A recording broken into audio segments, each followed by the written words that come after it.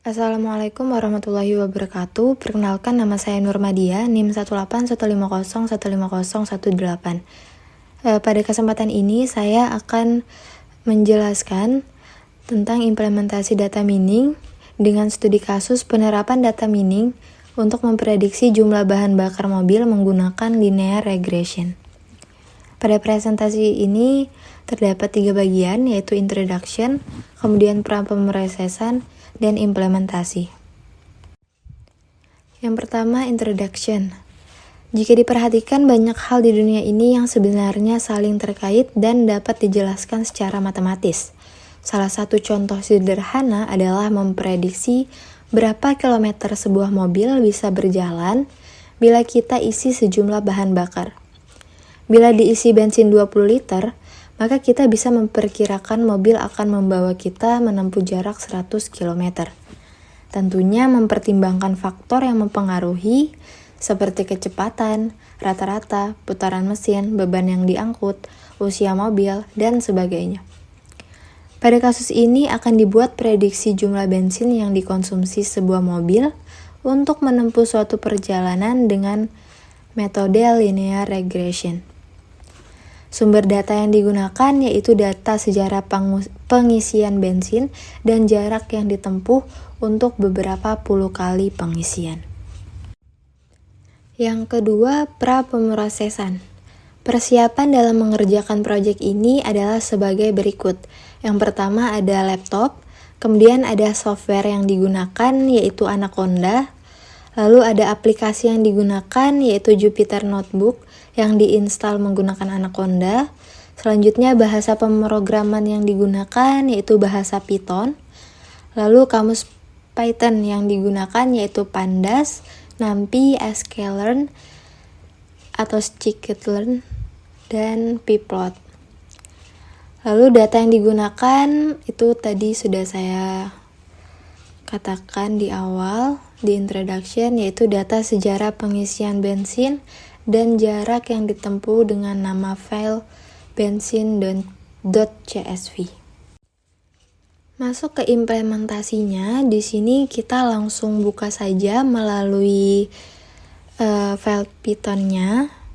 Kita lihat programnya. Dalam implementasinya, proses pertama yaitu mempersiapkan datanya terlebih dahulu. Dalam memprediksi jumlah bensin yang dikonsumsi sebuah mobil untuk menempuh suatu perjalanan, sumber data yang kita pakai yaitu data sejarah pengisian bensin dan jarak yang ditempuh untuk beberapa puluh kali pengisian. File data ini berupa file CSV, yaitu bensin.csv. Filenya ini disatukan di satu tempat dengan programnya. Selanjutnya pada program kita buka file CSV tersebut menggunakan Pandas. Codingannya seperti ini. Dan setelah di running akan nampil data seperti ini. Kita lihat dari data di atas bahwa ada 2 informasi penting, yaitu jumlah liter bensin yang diisikan ke dalam tangki mobil dan jumlah kilometer yang berhasil ditempuh. Berbekal data hasil pengukuran di masa lalu ini, kita ingin membuat model yang bisa memprediksi apabila kita mengisi lagi tangki bensin hari ini dengan jumlah tertentu, berapa kilometer yang akan bisa ditempuh sebelum kita harus mengisi bensin lagi. Secara nalar umum, semakin banyak bensin, semakin jauh jarak yang bisa ditempuh. Artinya ada hubungan linear antara kedua variabel. Dengan linear regression, pada prinsipnya kita dapat membuat perkiraan untuk masa depan berdasarkan data yang dikumpulkan di masa lalu sebagai training dataset. Jumlah bensin berperan sebagai independent variable alias prediktor karena angka inilah yang diketahui terlebih dahulu ketika bensin diisikan ke dalam tangki.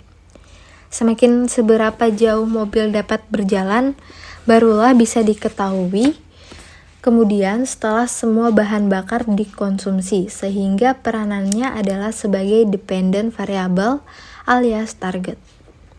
Karena hanya ada satu independent variable, maka yang kita akan coba kerjakan di sini disebut sebagai simple linear regression. Sebelum langkah lebih lanjut, kita harus mengenal terlebih dahulu tentang statistik penting dari data yang ada di file kita. Misalnya angka minimum, maksimum, dan rata-rata. Ini bisa dilakukan dengan fungsi describe. Nah, untuk di programnya itu seperti ini, df1.describe. Nanti akan nampak data pada tabel ini. Di sini nampak di angka count itu bahwa kita memiliki 65 baris data di dalam file ini. Kita perlu membagi data yang tersedia menjadi training dataset dan test dataset. Aturan sederhana yang biasa dipakai adalah kita ambil 80% data yang ada untuk training dataset dan sisanya 20% untuk test dataset. Aturan ini tidaklah baku, bisa saja kita memilih 70%, 30% atau berapapun. Dengan syarat data harus diambil secara acak. Satu hal yang penting yang perlu diingat adalah training dataset harus memiliki prediktor yang nilai minimum dan maksimumnya mencakup seluruh jangkauan target variabel yang nanti akan diprediksi. Model tidak akan bisa memprediksi target dengan akurat apabila belum pernah dilatih dengan training data yang sesuai. Misalnya bila kita ingin memprediksi 100 liter bahan bakar, sementara training data kita hanya memiliki prediktor dengan nilai maksimal 45 liter. Proses selanjutnya adalah memisahkan training data dan test data. Untuk memisahkan data, scikit-learn sudah menyiapkan fungsi train test split untuk memisahkan training dataset dengan test dataset secara acak. Ini kita lakukan dengan mengimpor model selection dari scikit-learn. Mari kita coba langsung dengan melanjutkan kode program sebelumnya dengan membuat program seperti ini. Dalam program di atas kita impor scikit-learn ke dalam program Python dan kemudian disimpan dalam satu variabel yaitu ms. Dari sini kita panggil fungsi train test split untuk memisahkan training dataset dan test dataset. Untuk itu kita sebelumnya perlu membuat dua numpy array untuk mengambil isi kolom liter dan isi kolom kilometer dari data frame df1. Kedua numpy array ini kita kemudian masukkan ke dalam fungsi train test split yang akan menghasilkan 4 buah numpy array. 2 untuk training dataset, 2 lagi untuk test dataset. Kita pakai parameter test size sama dengan 0,2 yang artinya 20% dari seluruh isi data frame df1 akan dijadikan test dataset. Ada semacam kesepakatan di bidang data science untuk menggunakan huruf X besar untuk mewakili fitur dan huruf Y kecil untuk mewakili target fitur. Jadi fitur di training dataset diwakili oleh X-train, sementara fitur di test dataset diwakili X-test. Demikian juga Y-train dan Y-test mewakili target untuk training dataset dan test dataset. Setelah kita pisahkan, nampak bahwa numpy array X-train dan pasangannya Y-train berisikan 45 baris data atau 80% dari total data yang ada. Dan sekarang ini yang kita anggap sebagai training dataset, sisanya 20 baris berada di numpy array X-test dan pasangannya Y-test, yang sementara tidak kita sentuh dahulu sampai proses pengujian model. Selanjutnya adalah proses visualisasi. Agar mudah lihat sebaran training dataset, biasanya scatter plot menjadi pilihan untuk visualisasi data. Kita akan menggunakan matplotlib untuk membuat scatter plot terhadap training dataset. Fungsi scatter memerlukan data berbentuk pandas series atau numpy array untuk sumbu X dan sumbu Y. Kita sudah punya training dataset dalam X-train dan Y-train. Jadi kita bisa langsung menggunakan tanpa perlu perubahan apapun. Kode program kita tambah lagi menjadi seperti ini. Jadi kita tambah kode programnya dengan kode program seperti ini. Kemudian agar scatter plot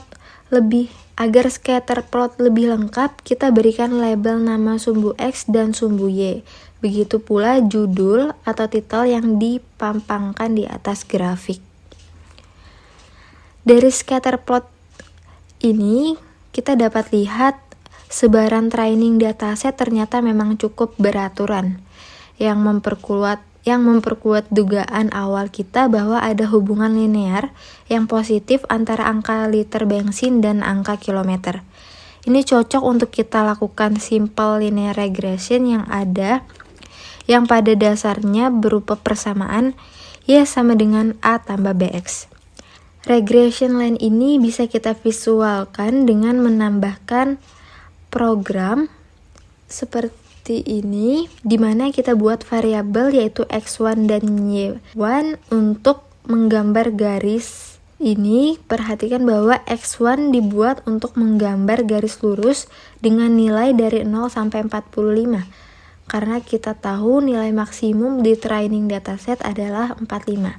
Sedangkan Y1 berisikan persamaan Y sama dengan 4 tambah 7X. Abaikan dahulu dari mana datangnya angka 4 dan 7 ini, karena jika dimasukkan ke dalam persamaan, maka persamaannya menjadi Y sama dengan 4 tambah 7X. Kemudian kita uji dengan memasukkan contoh angka X sama dengan 20, maka Y 144. Hasilnya cukup dekat dengan pengukuran baris pertama di training dataset kita, yaitu 20 liter menghasilkan 142 km.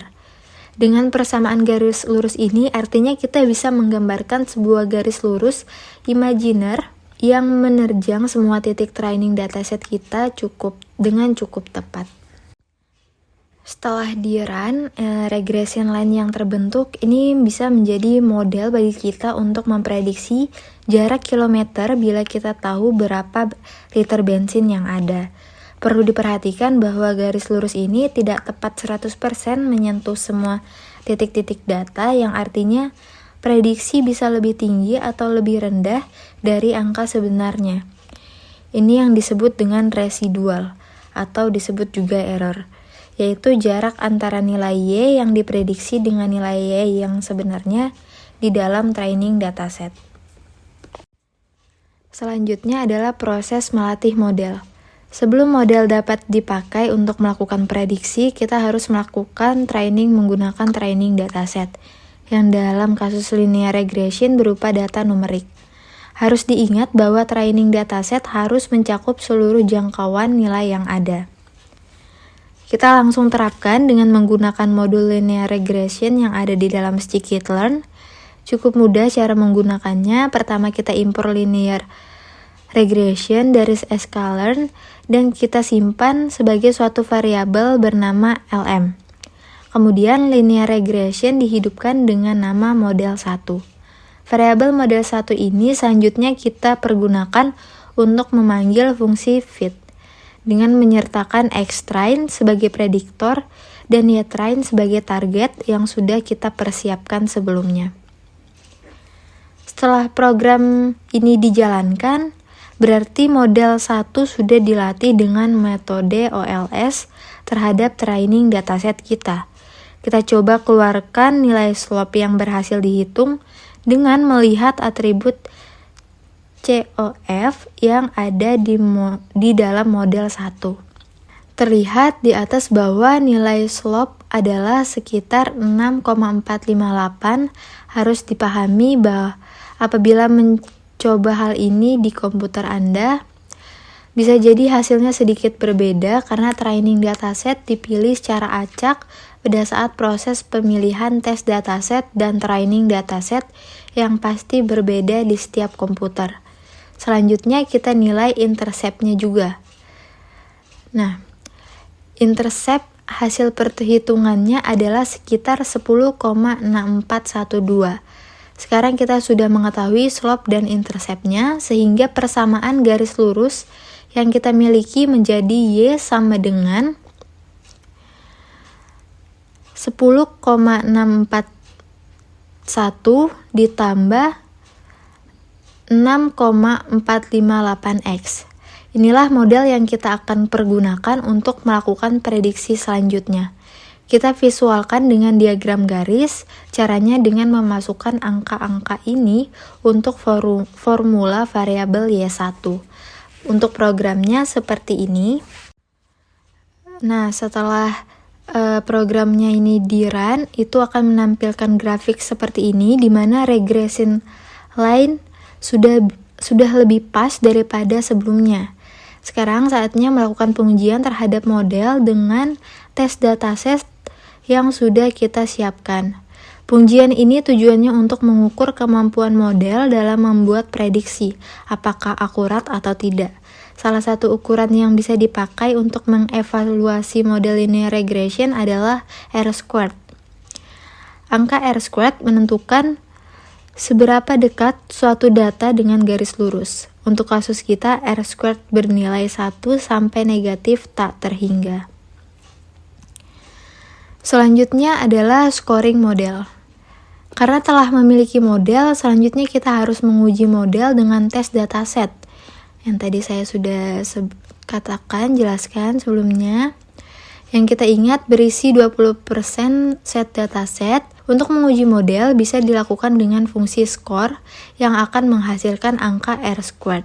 Dengan program seperti ini, di mana R2 sama dengan model 1.score dalam kurung xtrain, y-test, dan akan menghasilkan output seperti yang di bawah ini. Hasil dari R-squared adalah 0,9785, mendekati angka 1 yang artinya modul kita sudah cukup bagus. Bersenjatakan model yang sudah kita anggap akurat, kita dapat memakainya untuk melakukan prediksi terhadap dataset baru. Fungsi predik dipakai untuk keperluan ini. Misalnya kita ingin memperkirakan berapa kilometer yang bisa ditempuh dengan 60 liter bensin, maka programnya dibuat seperti ini. Jadi jarak sama dengan model 1.predict dalam kurung 60, kemudian print jaraknya. Di sini jadi dengan 60 liter bensin kita bisa menempuh jarak 398,13 km. Sekarang kita coba hasilkan angka prediksi dari semua isi tes dataset. Dengan program seperti di bawah ini, ada prediksi sama dengan model 1.predict dalam kurung xtest, kemudian print prediksi. Nah, ini hasilnya. Kita bandingkan dengan angka kilometer yang ada di tes dataset dengan program print dalam kurung y-test akan menampilkan data seperti berikut ini. Terlihat dari perbandingan baris per baris, model kita sudah berhasil membuat prediksi dengan ketepatan yang cukup baik. Model dapat terus diperbaiki dengan training dataset yang lebih lengkap agar model menjadi tetap akurat dalam menghadapi dataset baru, atau dalam istilah data science, model yang lebih robust atau kokoh. Terakhir, kesimpulan. Yang pertama, linear regression adalah metode untuk membuat model prediksi yang memerlukan training dataset berupa nilai-nilai numerik yang biasanya adalah hasil pengukuran di masa lalu. Harus diingat selalu bahwa tidak semua kasus cocok dengan metode linear regression. Lalu yang kedua, agar model membuat prediksi yang akurat, training dataset haruslah berkualitas bagus. Yang ketiga, kita bisa menerapkan linear regression pada kegiatan-kegiatan ilmiah, analisis bisnis, atau aplikasi teknis yang bersifat real-time di sektor industri. Yang keempat, salah satu perbedaan metode regression dengan metode lainnya adalah metode ini menyerahkan sepenuhnya pemilihan fitur atau variabel prediktor kepada manusia. Yang kelima, jika ingin melanjutkan project ini, Anda dapat membuat program yang membaca sensor tangki bensin untuk menghitung beban muatan. Program kemudian melakukan scoring menggunakan model yang sudah dilatih sebelumnya untuk seketika dapat melakukan perhitungan prediksi dan hasilnya ditampilkan di layar dashboard pengemudi. Mungkin itu saja yang bisa saya sampaikan. Kurang lebihnya mohon maaf. Assalamualaikum warahmatullahi wabarakatuh. Terima kasih.